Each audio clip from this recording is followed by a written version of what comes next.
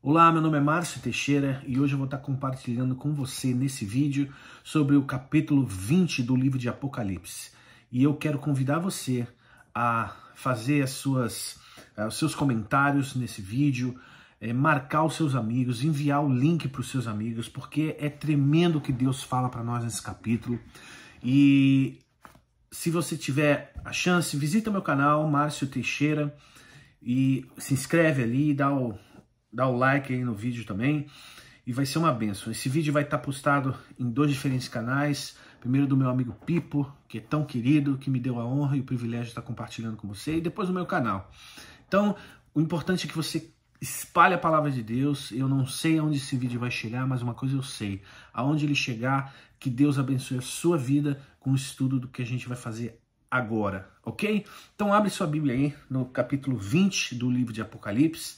Já pedi a Deus aqui para me iluminar, abrir a mente e focar na mensagem que ele tem para você. Eu sei que tem dezenas de pessoas muito melhores do que eu nas escrituras, mais profundas, mais teólogas, não interessa, mas é o seguinte: Deus tem uma mensagem para você.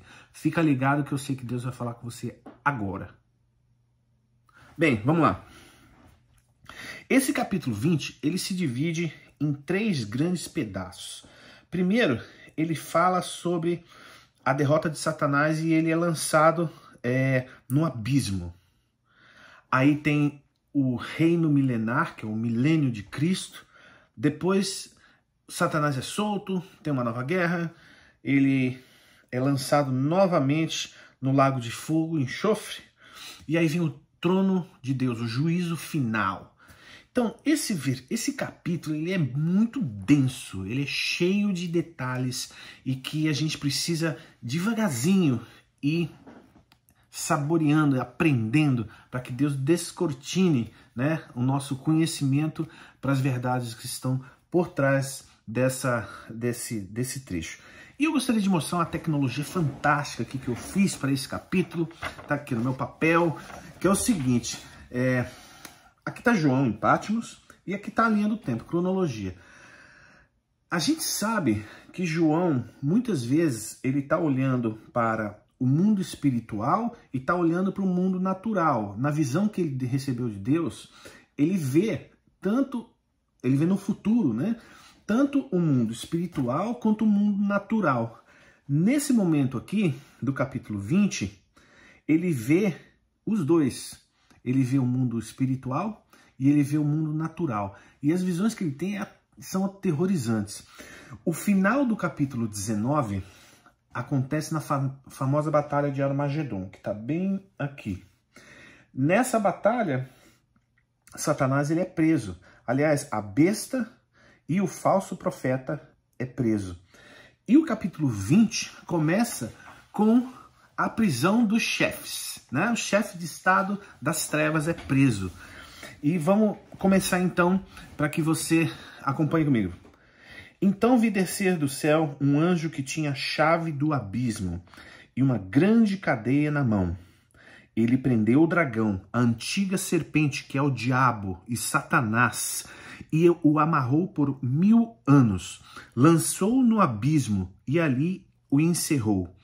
E selou sobre ele para que não enganasse mais as nações até que os 1000 anos se completassem.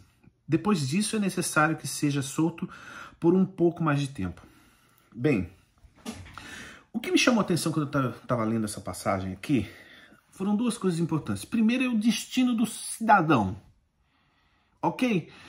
Ele treme nas bases e ele trabalha desesperadamente para levar todo mundo com ele para esse lugar que ele vai. A Bíblia decretou, é para lá que você vai, diabo, entendeu?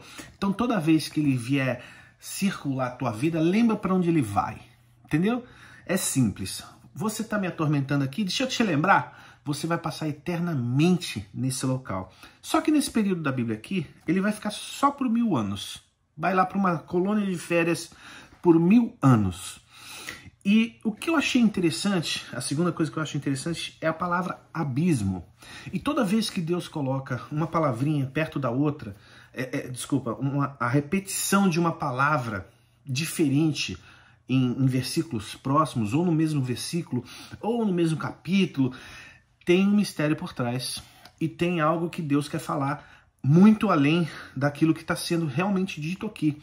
E para que isso aconteça, em outras palavras, para você descobrir realmente o que Deus está querendo dizer, você precisa estudar, gastar tempo com as Escrituras. Porque não adianta você folhear, ler o Apocalipse inteiro, vou ler a Bíblia o ano inteiro.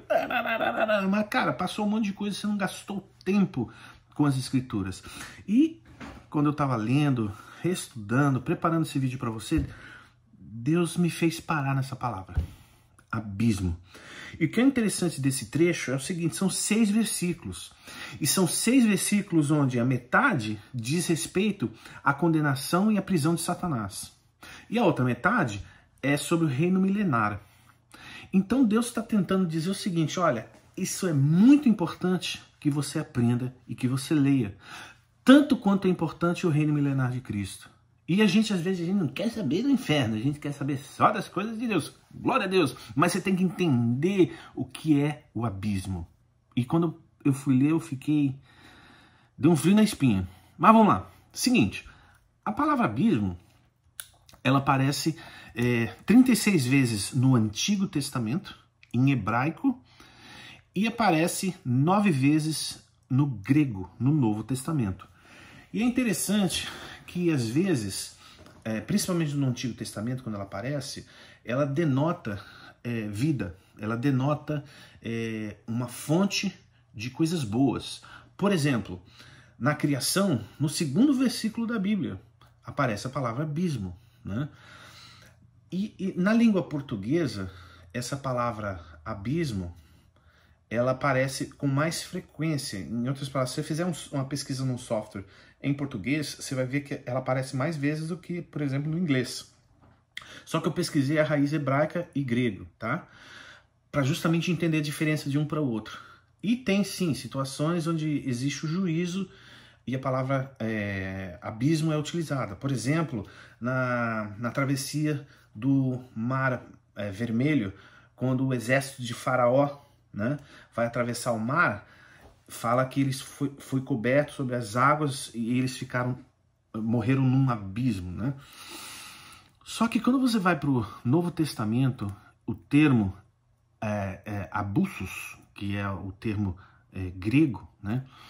A primeira ocorrência é muito interessante e ela acontece em Lucas capítulo 8, versículo 31, quando Jesus chega na terra dos Gadarenos e vem um endemoniado e dentro dele tem um legião, né, que é um monte de demônio, e Jesus está prestes para expulsar. O que os demônios falam para ele?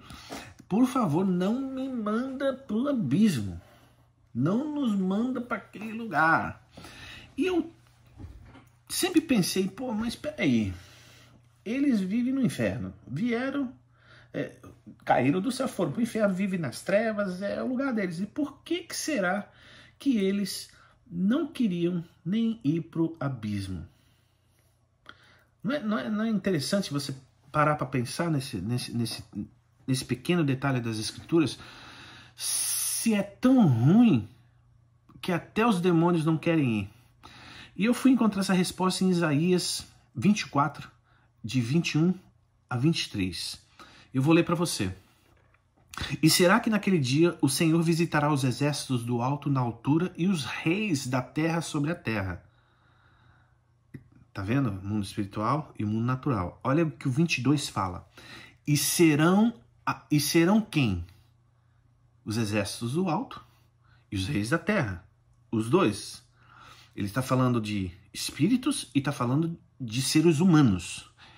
E serão amontoados como presos em uma masmorra, e serão encerrados em um cárcere, e serão visitados depois de muitos dias, e a lua se envergonhará, e o sol se confundirá quando o Senhor dos Exércitos reinar no Monte Sião e em Jerusalém, e então perante os seus anciãos haverá glória. Uou! Forte pra caramba. Você já foi em uma masmorra? Já entrou numa masmorra? Eu já. E é terrível. Eu tive em uma cidade em Roma, eu entrei na masmorra onde se acredita que Paulo foi preso. E eu lembro de entrar naquele lugar e um arrepio veio sobre mim, né? E eu lembro que eu comecei a chorar diante do Senhor. Porque se Paulo conseguiu ser Paulo e o servo que ele foi naquela situação, dentro de uma masmorra, eu também posso ser salvo e servir ao Senhor em qualquer situação da minha vida. Mas agora a gente está falando de um juízo, onde nem os demônios querem ir para aquele lugar, porque eles vão ser presos em uma masmorra e serão encerrados em um cárcere. Entendeu? Aquele lugar é um lugar terrível, onde o diabo vai ser lançado por 1000 anos. E aí, logo depois, no versículo 4, começa se dá o início, né, do que a gente chama do reino milenar de Cristo. E entenda bem que o reino milenar de Cristo não significa ausência de pecado no mundo. Existe a ausência de Satanás e a sua ação na terra.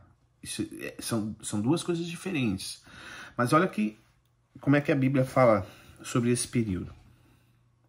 E antes da gente prosseguir lendo esse capítulo, isso me fez pensar, esse negócio de masmorra, me fez pensar, cara, eu tenho respeito, né, por quem é ateu. Porque tem que ser muito corajoso, cara. Tem que ser muito corajoso para falar que isso aqui é uma balela. Tem que ter muita coragem. Mas mal sabe o ateu que é para lá aquele caminho. Mal sabe aquele que despreza o evangelho, aquele que despreza as coisas do Senhor, é para lá que ele está indo. E vai ser muito tarde quando ele chegar lá, porque não vai ter volta. Mas vamos seguir lendo o texto aqui. No versículo 4. Vi também tronos, e aos que se assentaram sobre eles foi-lhe dado o poder de julgar. Então a gente não está falando quantos tronos são, né? Mas quem se assenta nesses tronos terá o poder de julgar, de exercer juízo, né? De governo. E vi as almas daqueles que foram degolados por causa do testemunho de Jesus e pela palavra de Deus, e que não adoraram a besta, nem a sua imagem, e não receberam sinal na testa nem nas mãos. Reviveram e reinaram com Cristo durante 1000 anos. Então, quem são essas pessoas? São as pessoas que morreram na tribulação. Porque na tribulação, lembra, o anticristo vai querer botar a marca na testa, vai querer botar a marca na mão, e quem receber essa marca pertence a ele. Quem não receber, não pertence a ele. E o confronto da fé pelo anticristo, degolado. Mas espera aí, lembra de uma coisa, antes da tribulação, o que acontece? Existem 3 correntes de fé, né, que acreditam que acontece o arrebatamento antes, durante e depois. Se eu ficar defendendo uma aqui, esse vídeo vai ter 15 horas. Então, eu acredito que a tribulação ela é posterior ao arrebatamento, tá? Então, se você não concorda comigo, não ficar bravo, nem desliga do vídeo, mas segue em frente, tá? A gente pode continuar crendo em um monte de coisa, né? Mas se a gente não concordar aqui, não tem problema. Continua assistindo o vídeo aí. Então, o que acontece? Se ele está falando que aqui morreu um monte de gente, João está dizendo que ele vê que essas pessoas que morreram na tribulação são ressurretos e são eles que reinam com Cristo, né? Então, voltando. Veja que no versículo 5, ele especificamente fala o seguinte: mas os outros mortos não reviveram até que os 1000 anos se completassem. Essa é a primeira ressurreição. E quem são esses outros mortos? São todos os mortos que morreram sem Cristo na história da humanidade. Nesse momento, todos que morreram crendo em Cristo, crendo na salvação do Senhor, são ressurretos. Não só os da tribulação, mas todos os outros vão ressurgir e reinar com Cristo. Então, o reino do milênio de Cristo, ele é exercido, em primeiro lugar, pelo governo supremo da pessoa de Jesus, e em segundo, pelos seus servos, os salvos em Cristo. Agora, mas como é que será esse reino do milênio? Vamos entender o que é um pouquinho desse reino do milênio, mesmo porque seria muito atrevimento da minha parte, né, querer dizer ipsis literis, não, vai ser assim, vai ser assim, vai ser assim, porque não está tudo revelado, né? Mas tem 3 dicas maravilhosas que eu gosto de pensar no que vai ser esse milênio. A primeira dica que eu acho que é fantástica foi dada pelo anjo Gabriel no livro de Isaías, capítulo 9. Retificando, não foi o anjo Gabriel. Na verdade, a palavra do Senhor veio a Isaías diretamente, né, Marcelo? Quem é esse governante? Quais são as características de sua pessoa? E eu vou dizer para você quais são. Porque um menino nos nasceu, um filho se nos deu. O principado está sobre os seus ombros, ou seja, o governo. O seu nome será maravilhoso. Não é maravilhoso conselheiro, tá? Maravilhoso, vírgula. Conselheiro, Deus forte, Pai da eternidade e Príncipe da paz. Então, a característica de ser maravilhoso. O que é ser maravilhoso? Vou falar em seguida, aguenta aí. O que ser um conselheiro, né? Poxa, todo mundo já precisou de buscar conhecimento em algum lugar, buscar sabedoria, entendimento. E aqui a Bíblia está dizendo que ele, e nele há o conselho, e é o conselho supremo do Deus forte. E ele está falando o que mais? O próximo é Deus forte, né? Usei sem querer a analogia, mas o próximo característica desse governante, ele é Deus forte. E Deus forte significa que ele governa e dele ninguém tira o cetro de justiça do trono de onde ele se assenta. Então o governo que ele vai exercer, ele não vai poder ser sofrer um impeachment, não vai ter um Senado que vai dizer, não, esse cara aí não serve, vamos eleger outro. Não, o governo é dele, ponto final, não tem conversa. Ok? Então ele não vai ser posto ali. E lembra o seguinte, você que nasceu no Brasil, eu que nasci no Brasil, ou mesmo aqui nos Estados Unidos, nós nascemos debaixo de um governo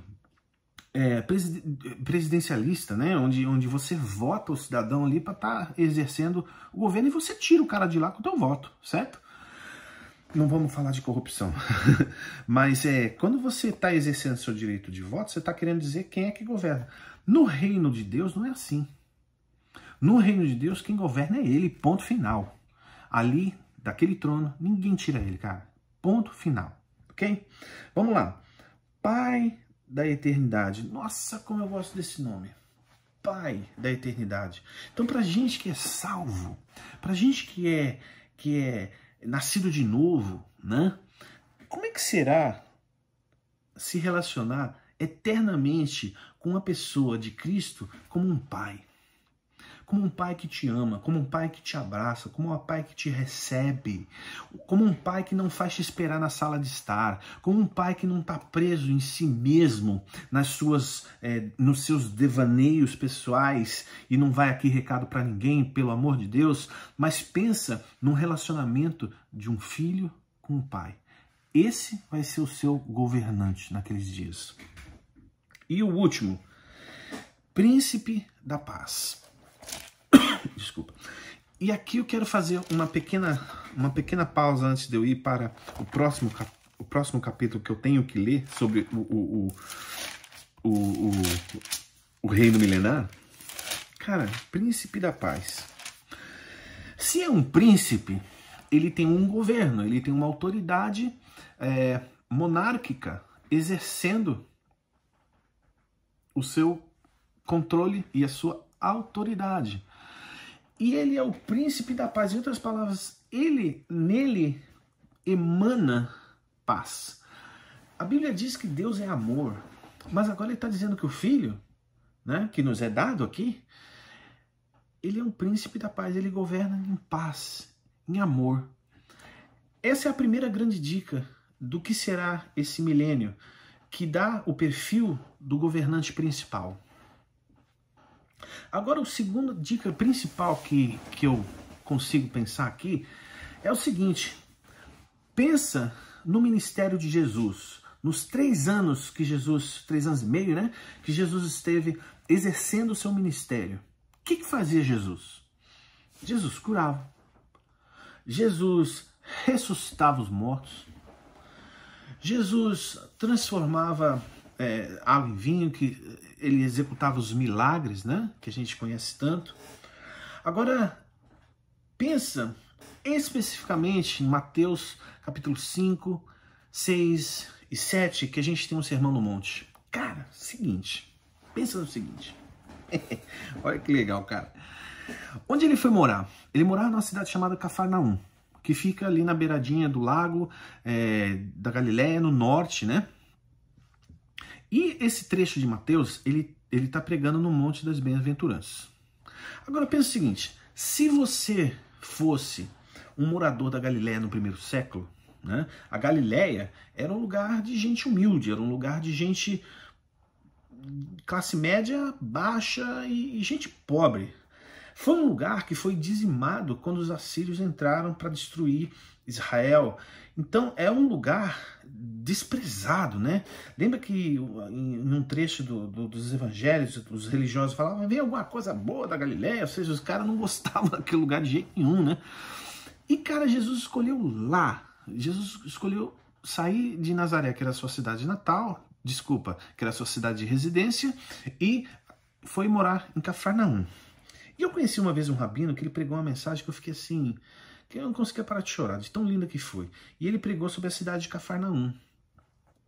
Cafarnaum, se você for lá, a raiz da cidade de Cafarnaum, o nome da cidade significa a vila de Naum. Cafar, vila, Nahum, e juntando Cafarnaum. Só que o hebraico mais antigo, né, ele não se traduz desse jeito, ele se chama a Vila do Conforto. Né? Olha que lindo. Aí, vamos lá, vamos dizer que você está lá na Galileia e chega um WhatsApp lá: epa, vai rolar um negócio lá no monte. Quem é que está lá? Um tal de Jesus.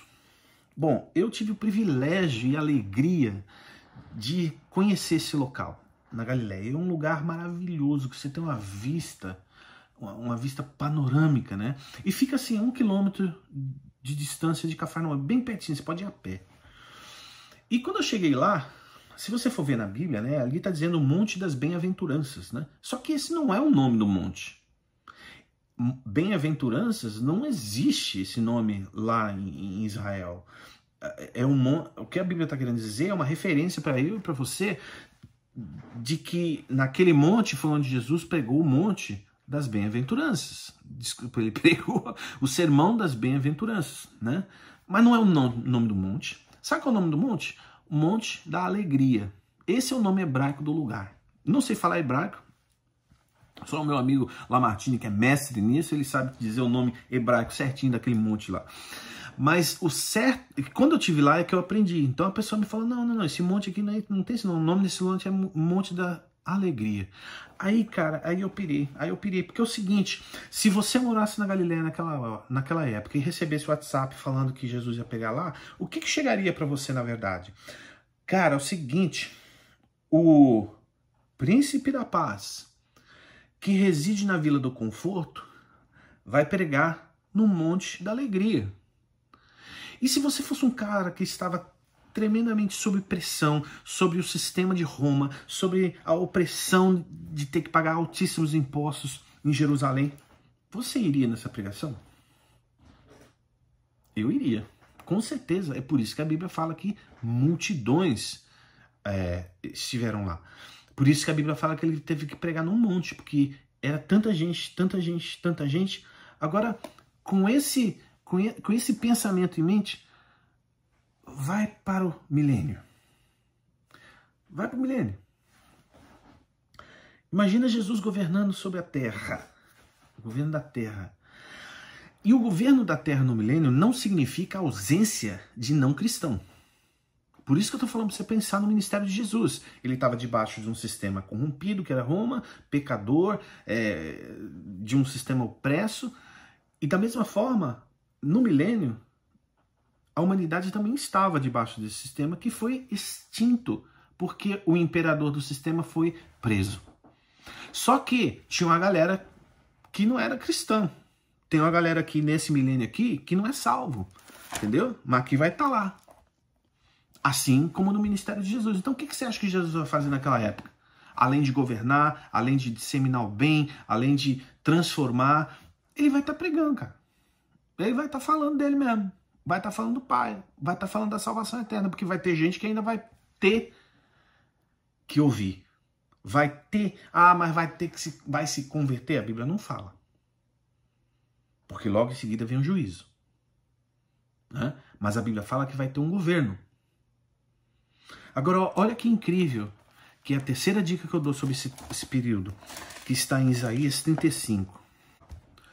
Isaías 35 diz o seguinte: o gozo dos remidos. O deserto e os lugares secos se alegrarão. O ermo exultará e florescerá como a rosa. Abundantemente florescerá e também exultará a alegria e romperá em cânticos. A glória do Líbano se lhe deu, a excelência do Carmelo e Saron. Eles verão a glória do Senhor, a excelência do nosso Deus. Fortalecei as mãos fracas, firmai os joelhos trementes e dizei aos turbados de coração: esforçai-vos, não temais, o vosso Deus virá com vingança, com recompensa divina ele virá e vos salvará. Então os olhos dos cegos se abrirão, os ouvidos dos surdos desimpedirão, então os coxos saltarão como servo, e a língua dos mudos cantará. Tá vendo que vai... Naquela época ainda vai ter gente coxa, cara, ainda vai ter gente com problema. É o diabo que foi preso, mas os problemas permanecem, e Jesus vai curar, Jesus vai restabelecer, Jesus vai transformar. Jesus, nem que é cego vai ver, que é surdo vai ouvir. E olha mais o que vai acontecer aqui. Águas arrebentarão no deserto e ribeiros no ermo. A terra seca se transformará em lagos e a terra sedenta em mananciais de água. Nas habitações em que viviam os chacais, crescerá a erva com canas e juncos. Ali haverá uma estrada e ele chamará o caminho da santidade. O imundo não passará por ela. Será para aqueles que andam pelo caminho, com letra maiúscula. E o evangelho no primeiro século é chamado de o caminho, né? Os loucos ímpios não passarão por ela. Ali não haverá leão, nem animal feroz subirá a ela, nem se achará nela, mas somente os remidos andarão por ela. Peraí, não é paz? Não é um governo de paz que a gente falou ainda há pouco? Tá vendo que Isaías viu que ia acontecer lá na frente? Mas somente os remidos andarão por ela. Os remidos do Senhor voltarão e entrarão em Sião com júbilo. A alegria eterna coroará as suas cabeças. Gozo e alegria alcançarão e deles fugirá a tristeza e o gemido. Aí, olha a nossa esperança. Olha que a Bíblia está nos revelando. Isso porque eu li 3 versículos. Isso porque a gente está gastando tempo para mergulhar. Percebe o cenário? Percebe o que a palavra de Deus está nos revelando? E eu vou estar lá, e você vai estar lá, e os salvos estarão lá. Glória a Deus! Então ele fala: bem-aventurado aquele que tem parte na primeira ressurreição. Feliz serão todos que em Cristo ressurgirem. Agora, preste atenção, quando você ressurge com o corpo glorificado. Né? Então não vai ter morte, cara. Não vai ter, para você que é salvo, não vai ter doença. Não vai ter mais essa tristeza. Não vai ter mais expressão, não vai ter nem boleto para pagar, rapaz. Vai ser tremendo. Vai ser uma época tremenda, 1000 anos. E que alguns acreditam que é literal esse 1000, né? Esse período de 1000 anos. Outros falam, não, vai ser um período muito grande. Não interessa, vai ser tempo pra caramba, bicho. Lembra Matusalém? Matusalém morreu com tantos 900 e tralalá, né? Você vai viver 1000 anos na bonança com Cristo reinando, até que Satanás é solto. E olha que interessante que a Bíblia fala. No versículo 7 fala o seguinte: quando se completarem os 1000 anos, Satanás será solto da sua prisão e sairá a enganar as nações que estão nos 4 cantos da terra. Pera um pouquinho. Percebe que se ele vai ser solto para enganar as nações, existirão no milênio pessoas que não creem em Cristo. Pessoas que não são salvas. Vão estar lá no milênio. E Satanás vai enganar essa galera. Entendeu? Aí olha aqui. Gog e Magog, cujo número é como a areia do mar, a fim de ajuntá-las para a batalha. Eita, outra guerra. Olha só, um período de paz que termina com guerra. Estranho, né? Não é Armagedon. Deixa eu pegar a minha tecnologia aqui. Olha aqui. Milênio tá aqui, ó. Aqui tá Armagedon. Agora a Bíblia tá falando que no final vai ter outra guerra. Gog e Magog. Quem são esses camaradas? Pai, se eu for falar isso aqui vai demorar pra caramba esse vídeo. Mas basicamente são reinos do norte, do sul, do leste, do oeste que vão invadir Jerusalém. Olha que vou continuar lendo aqui, pera só um segundo, olha só. Subiram, no versículo 9, subiram sobre a largura da terra e cercaram o arraial dos santos. Epa! E a cidade querida. Qual é a cidade querida? Jerusalém. E o arraial dos santos? Rapaz, vai ter... Lembra do tabernáculo? Que a turma ficava em volta do tabernáculo? E Deus no meio? E era adoração? E era louvor? E a turma trazia o sacrifício e tal? No milênio vai ser uma coisa. Em Jerusalém, a cena está acontecendo em Jerusalém. Então, quando vier Gog e Magog... E aí eu quero fazer só um pequeno parênteses sobre quem são esses Gog e Magog. Faz uma pesquisa no YouTube e bota lá Lamartine, Gog e Magog. Que ele tem um vídeo assim incrível sobre isso aí, onde ele explica quem são as nações. Mas basicamente a gente está falando aqui de China, Rússia e povos árabes. Então eles se congregam e marcham em direção a Jerusalém. Olha que loucura. E é o que acontece. Mas desceu fogo do céu e os consumiu. Ou seja, enquanto você vai estar adorando, cara, e os exércitos marchando, enquanto você estiver lá em Jerusalém adorando ao Senhor Jesus, e os exércitos se aproximarem, Deus do céu vai destruir com fogo. Assim como foi Sodoma e Gomorra, lembra? Que desceu o fogo do céu e dizimou aquilo lá. A mesma coisa. Vai dizimar os exércitos de Satanás, que são as nações que ele incitou para destruir o povo de Deus. Essa é a última tentativa de Satanás para dizimar o povo de Deus. Mas de novo o cara perde. De novo ele perde, ó, Armagedon e de novo a guerra em Jerusalém. Aí olha só, e o diabo que os enganava foi lançado no lago de fogo e enxofre, onde estão a besta e o falso profeta. De dia e de noite serão atormentados para todo o sempre. Cara, esse cara tá enrascado, bicho. Esse Satanás tá muito enrascado. Entendeu por que ele te oprime? Entendeu por que ele quer destruir aquilo que Deus tem planejado para você? Porque ele sabe para onde ele vai. E se ele puder destruir para que as pessoas não sejam salvas, para que as pessoas não conheçam Jesus, tá entendendo por que ele faz para as pessoas não estudar isso aqui? É para ele não descobrir o que vai acontecer com ele. Mas toda vez que você proclama o evangelho, toda vez que você abre o olho de alguém, você está retirando essa pessoa de morar eternamente do lado desse cara aqui, de morar do lado do lugar onde nem os demônios querem ir. Entendeu o problema?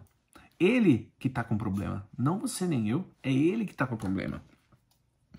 E aqui a gente termina esse momento onde o diabo e a tríade satânica, né? O Satanás, e a besta e o falso profeta são lançados no inferno, né? Ou seja,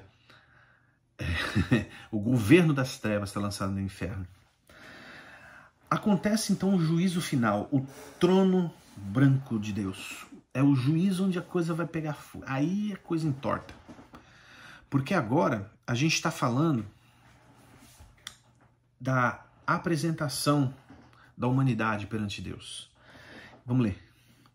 Então vi um grande trono branco. Versículo 11, tá? Então vi um grande trono branco e o que estava sentado sobre ele. Da presença dele fugiram a terra e o céu, e não se achou lugar para eles. E vi os mortos, grandes e pequenos, que estavam diante do trono, e abriram-se os livros. Abriu-se outro livro, que é o livro da vida. Os mortos foram julgados pelas coisas que estavam escritas nos livros, segundo as suas obras. O mar entregou os mortos que nele havia, e a morte e o além deram os mortos que neles haviam, e foram julgados, cada um segundo as suas obras. Então a morte e o inferno foram lançadas no lago de fogo. Esta é a segunda morte. E todo aquele que não foi achado inscrito no livro da vida foi lançado no lago de fogo. Em outras palavras, é o seguinte. Lembra que no início do vídeo eu falei, em referência ao verso 5, os outros mortos não reviveram até que os 1000 anos se completassem, né? Essa é a ressurreição de todos esses que não se ressurgiram antes, no versículo 5. Ou seja, é todo mundo que não foi salvo, que está morto, ressurgirá. Todas as grandes figuras da nossa história, todas as grandes, os ditos grandes homens, né? Hitler vai estar ali. Eu não sei se ele morreu salvo ou não, tudo me leva a crer que não, mas pensa aí na galera que não era salvo, ok? Nesse momento aqui, eles vão ver Deus, face a face. Agora, a primeira coisa que eu quero que você entenda é o seguinte, o grande trono branco. Primeiro, a gente não está falando de uma cadeira de Tutancâmon. Já viu a cadeira de Tutancâmon? Que é toda cheia de coisa, é ouro, tá lá no museu, todo mundo gosta de ver e tal. A gente está falando do trono de Deus. É do trono de onde saem as palavras da tua vida. É do trono de onde sai o fôlego de vida. Agora essa turma está vendo Deus face a face. E o que é interessante é o seguinte.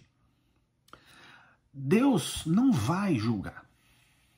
Quem vai julgar é o Filho. Isso mesmo. Quem vai sentar no trono de julgar é Jesus. Cara, Jesus vai trabalhar muito nessa época, rapaz. Imagina julgar toda essa galera.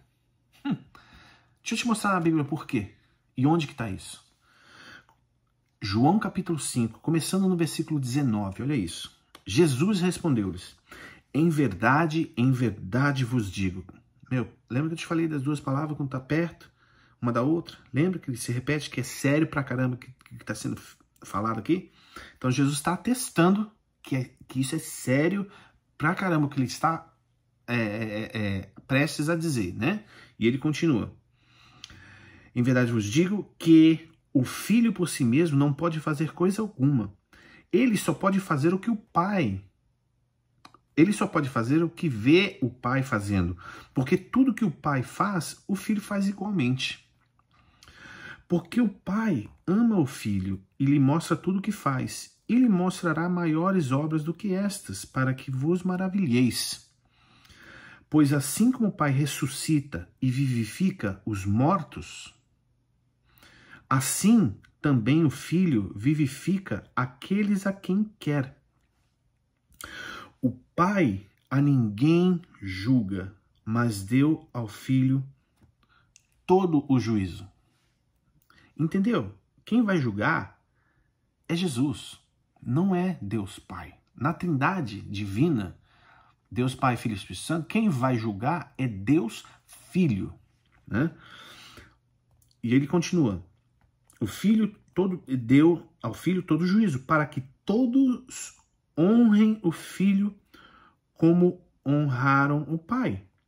Quem não honra o Filho, não honra o Pai que o enviou. Agora olha a próxima frase que Jesus fala. E ele de novo repete: em verdade, vos digo, que vem a hora, e já chegou, em que os mortos ouvirão a voz do Filho de Deus, e os que a ouvirem viverão. Aqui, obviamente, Jesus está se referindo, esses mortos que Jesus se referiu no Evangelho, está se referindo a quem não conhecia ele, quem não conhecia a revelação da pessoa dele. Então, quem não conhece a revelação da pessoa de Jesus é morto, está morto. O seu espírito está morto. Então, ele está falando aqui que quem ouvisse a voz dele, viveria. Agora, em Apocalipse, não. Os mortos ressurgiram para ser julgados. Por quem? Por Jesus. Porque aqui o princípio é o governo e o juízo está com Jesus. E é nesse julgamento que Deus abre os livros. Agora, isso foi uma coisa que eu sempre fui muito curioso nesse versículo. E para você entender, e agora para você que não acredita na Bíblia, mas principalmente para você que está assistindo esse vídeo e você acha que reencarnação é verdadeira, aqui você vai ter um problema sério. Porque aqui a Bíblia está falando que você não vai reencarnar, meu chapa. Você vai ressurgir para o juízo do trono branco. Se você morrer sem Jesus Cristo, se você morrer sem aceitar a salvação oferecida na cruz por Jesus Cristo, você vai ressurgir um dia. Você não vai reencarnar, você vai ressurgir. Só que quando você ressurgir, você vai estar de cara com o trono branco. Aí tu tá encrencado. E eu vou te ajudar para que você... E eu oro, aliás, para que o que eu vá falar a você não seja uma palavra para confrontar você, mas seja uma palavra para te mostrar a possibilidade de você estar crendo em algo que é errado. Ainda há pouco nós lemos nesse mesmo capítulo que Satanás sairá para enganar as nações. Quando ele estiver... ele estava solto, ele estava preso, e ele vai ser solto para enganar as nações, não vai? Então, o princípio é o seguinte: se ele é solto, quando ele está solto, ele engana. E você pode estar sendo enganado. Porque se você não acredita na ressurreição de Jesus Cristo e no perdão de Jesus, tu tá lascado, cara. E isso aqui é a prova. E tá escrito. O problema é que você só lê o Evangelho de Kardec. Mas tem muito mais texto, cara. E não tem Apocalipse na tua Bíblia. Por que será? Né? Então, volta num trecho importantíssimo aqui da palavra, que é o seguinte. É uma passagem que talvez você não tenha acesso, porque o seu livro não tem esse trecho. E isso é um problema. Hebreus 9, 27 diz para mim e para você que é o seguinte: e como aos homens está ordenado morrer uma vez só, vindo depois disso o juízo. Entendeu? Não tem reencarnação, meu camarada. Não tem reencarnação. Vai morrer e vai ressurgir e vai ser julgado diante do trono branco. E note que Apocalipse fala exatamente que você será julgado pelas suas obras. Entendeu por que por que as pessoas que creem da fé espírita, eles precisam fazer tantas obras? Porque o julgamento vai ser pelas obras. Então eles podem tentar acreditar que a salvação é pelos seus atos de caridade, pela sua bondade, pela sua benevolência, quando não é, né? E esse grande juízo aqui, entenda uma coisa: o advogado de acusação não está na sala, ele foi preso. É o diabo. Ele não está mais no cenário. Aqui só vai ter o juiz. A pessoa não salva vai ser julgada com base em quem é Cristo. Então Jesus vai estar sentado num trono branco e o cidadão aparece de frente dele. Só que, olha que interessante que a Bíblia fala. Abriu o livro da vida, os mortos foram julgados pelas coisas que estavam escritas no livro, segundo as suas obras. Peraí, como assim? Então é o seguinte, no livro de Salmos, no capítulo 139, Deus revela algo tremendo, onde ele diz que ele sonhou todos os dias da vida da pessoa antes dela existir. E escreveu no seu livro todos os seus dias. Em outras palavras, Deus tem uma biblioteca gigantesca, cara. Que lá nessa biblioteca gigantesca, olha o que vai acontecer naquele dia. Ele vai pegar um livro específico do nome do cidadão. Vai estar lá escrito, seu fulano, né? E o cidadão de frente pro trono dele. Seu fulano, vamos abrir aqui. É Jesus falando, né? Ele vai fazer uma pergunta para abrir.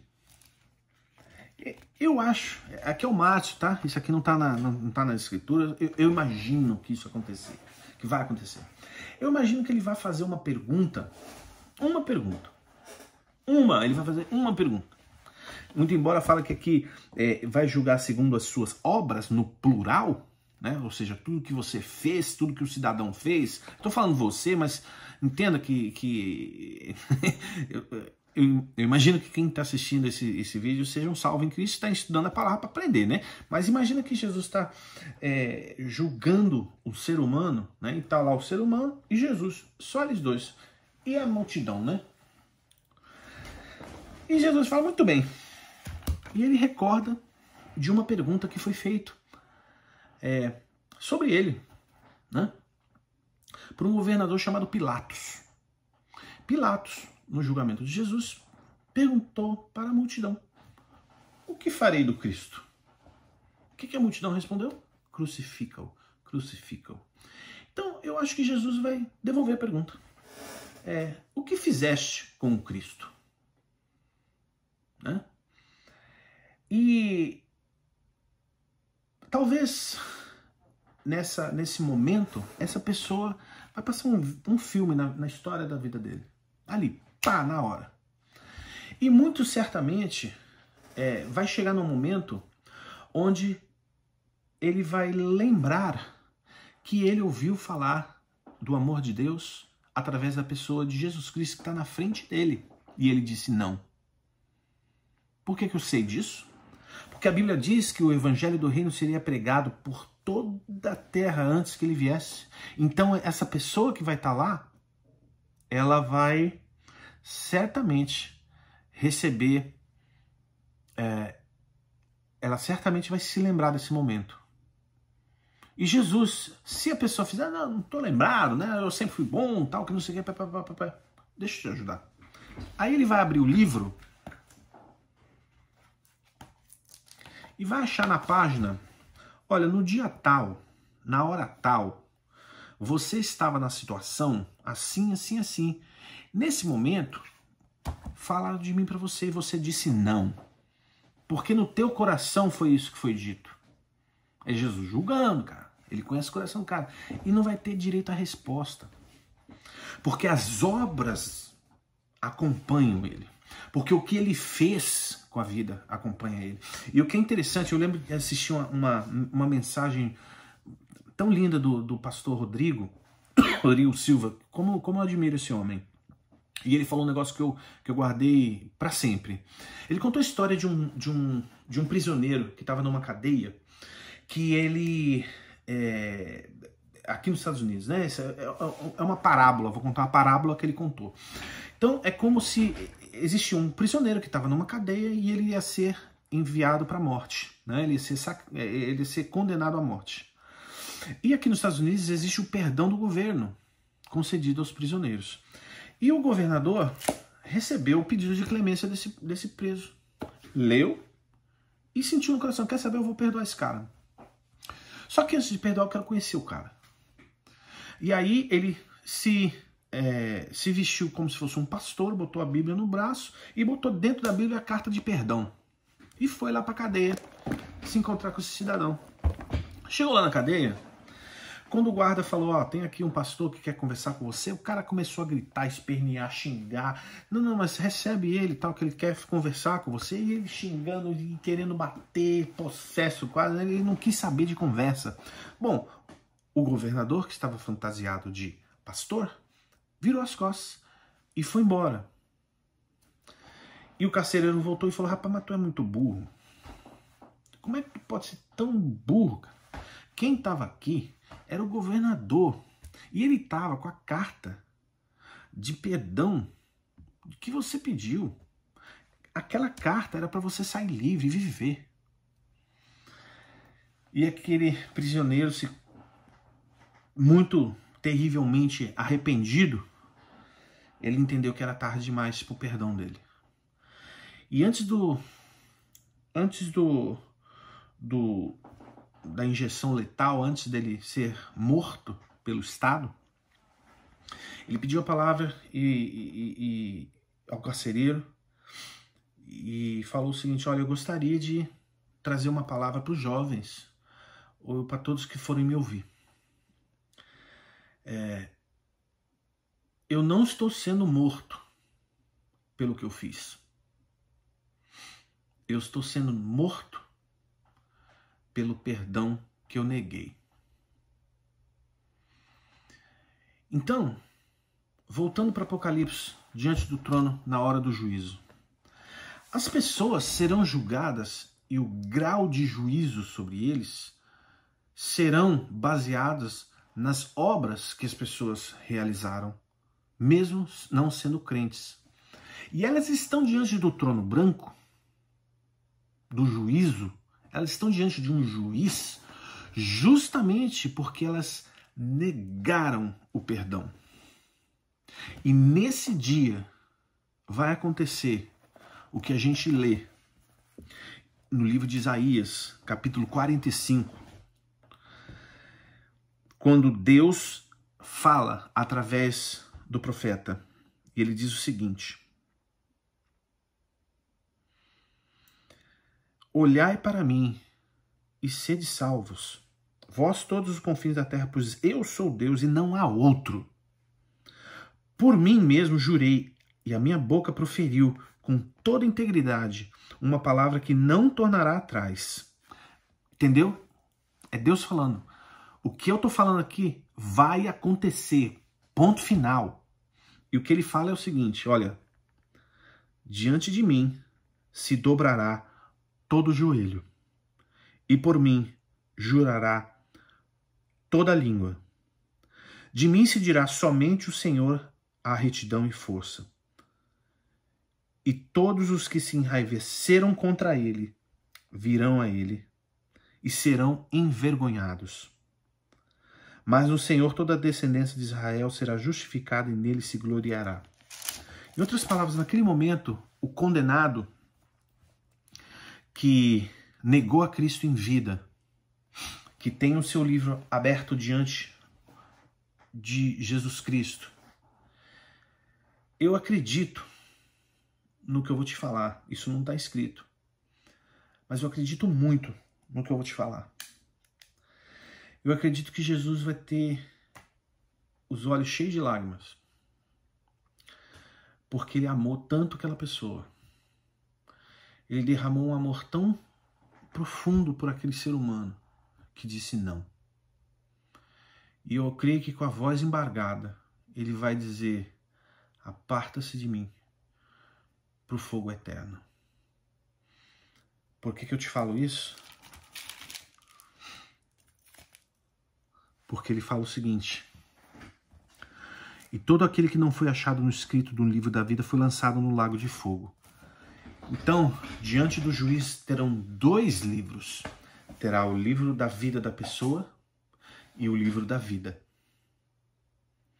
E ele vai fazer o seguinte, depois de passar as obras com o condenado, eu creio que ele fará uma segunda revisão no livro da vida. Deixa eu ver se teu nome aqui não está escrito. Deixa eu ver se eu não estou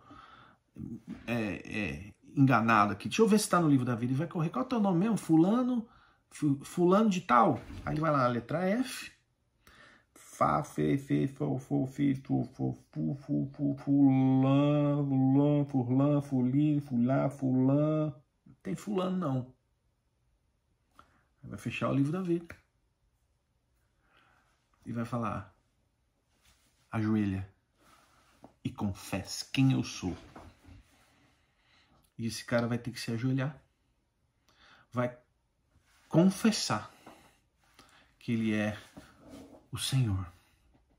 E dali Jesus vai dizer, aparta-te de mim, eu não te conheço. O seu destino é o lago de fogo. E quem vai te receber? Satanás, a besta, o falso profeta, num local onde para sempre vai haver tormento, que é uma masmorra, um cárcere, onde o fogo não cessa, onde há ranger de dentes e onde essa pessoa se lembrará para sempre do dia em que a ela foi apresentado o Evangelho e ela disse não. E a Bíblia conta, Jesus contou na parábola do rico e do Lázaro, que o Lázaro estava na glória com o Senhor e o rico, de onde ele estava, olhava e pedia clemência e pedia para voltar, para apregoar para as pessoas, deixa eu voltar para contar que não é para vir para cá não. Lembra que nem os demônios queriam? E aí ele é negado e fala, daqui você não pode sair não, cara. E esse é o triste, terrível fechamento do capítulo 20. E a lição é que a gente deve aprender. Não cesse de falar de Jesus para os perdidos. Talvez você tenha pessoas que você quer falar de Jesus, mas a circunstância é difícil, o cara não aceita, e grita, esperneia. Mas lembra do capítulo 20. Lembra que ele não sabe para onde ele está indo. Lembra que ela não faz ideia que ela está sendo enganada. Ore e fale. Demonstre amor. Mostre nas suas atitudes, na sua vida, no seu testemunho, para onde você vai. Porque lembra na história que eu te contei ainda há pouco no vídeo, se você morasse em Jerusalém, na Galileia, lembra que você, ouvindo aquele Jesus, você queria estar com ele? Essa pessoa sabe que ela precisa de Jesus, mas ela não sabe. Então não desista de pregar esse evangelho, que tem um maravilhoso conselheiro, Deus forte, Pai da eternidade e Príncipe da paz. Que essa mensagem seja recebida no teu coração com força, cara, com força. Impacte a sua vida, para que você ame o perdido de tal maneira, cara, que o amor que você tenha por ele seja maior do ódio que ele tem de você e do ódio que ele tem da cruz. Porque o que quebra ele no meio é o amor. Não é a sua capacidade de vomitar versículo, mas é a sua capacidade de amar, como Jesus um dia amou você. Que Deus te abençoe e que esse vídeo tenha edificado a sua vida. Não deixe de compartilhar e visita meu canal.